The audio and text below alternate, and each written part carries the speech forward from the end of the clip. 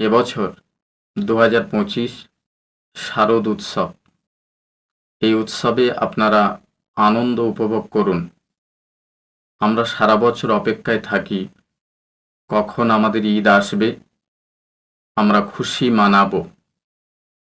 তো অনুরূপভাবেই আপনারাও সারা বছর অপেক্ষায় থাকেন জীবনের এই সেরা দিনগুলি পাওয়ার জন্য।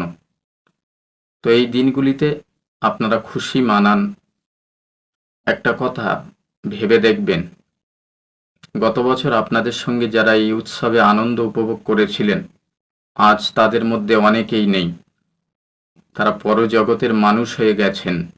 বিশেষ করে আমার মা বোনদের উদ্দেশ্যে একটা কথা বলতে চাই, আপনারা উৎসবের আনন্দে মেতে উঠে আবেগে কোনো জায়গায় একা একা যাবেন না।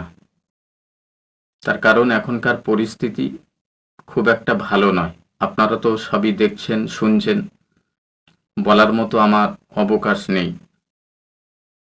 নারীদের উপরে দিনের পর দিন যেভাবে অত্যাচার চলছে, আপনারা যেখানে খুশি বেড়াতে যান। এই দিনগুলি ইমোশনের দিন, বেড়ানোর অনেক শখ থাকে।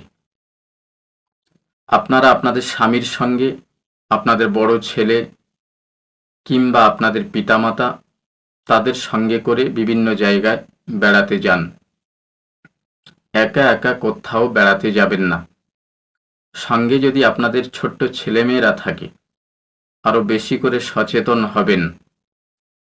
মানুষ যখন কোনো বিষয়ে আত্মভোলা হয়ে যায়, তখন তার উপরে বিপদ আসতে বেশিক্ষণ সময় লাগে না।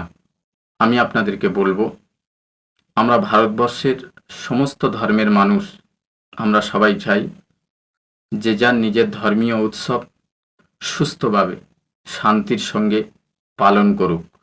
সুস্থ থাকবেন, ভালো থাকবেন।